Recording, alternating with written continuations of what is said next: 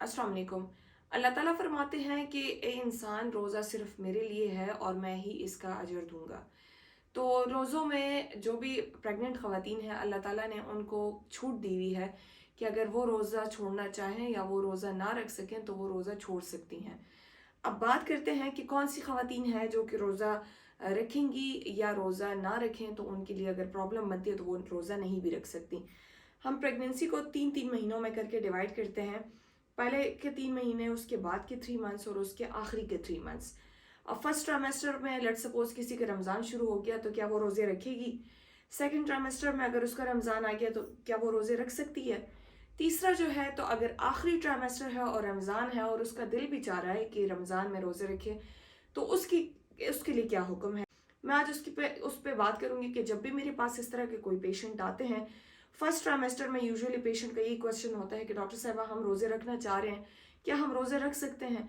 मैं उनको ये सजेस्ट करती हूँ कि जब भी आपका पहले के 3 मंथ्स होते हैं, उसमें आपको जनरल फटीग होती है, यानी आपको थकन फील होती है, उसके अलावा आपका दिल ख़राब होता है, स्मेल सेंसिटिविटी काफ़ी बढ़ जाती है और आपका बहुत ज़्यादा खाने का दिल नहीं करता, तो अगर आप पहले ट्राइमेस्टर में यानी पहले के जो 3 महीने, अगर आप उसमें रोज़े रखना चाहें तो आप उसमें रोज़े रख सकती हैं।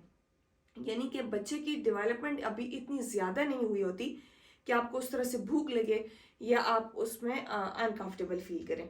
तो इसीलिए आप फर्स्ट ट्राइमेस्टर में रोज़े अगर रखना चाहें तो रख सकती हैं। उसके बाद जो सेकंड ट्राइमेस्टर होता है, उसमें ये होता है कि जब भी पेशेंट इस तरह का आता है तो उसको भूख लगना शुरू हो जाती है और जो सिम्टम्स है वो थोड़े बहुत कम होना शुरू हो जाते हैं, दिल ख़राब होने के सिम्टम्स या किसी भी चीज़ को देख के स्मेल आने के सिम्टम्स या जो जनरल फटीग होती है या कुछ भी जो उसके अलामात फर्स्ट ट्राइमेस्टर के होते हैं वो सेकंड ट्राइमेस्टर में कम होना शुरू हो जाते हैं।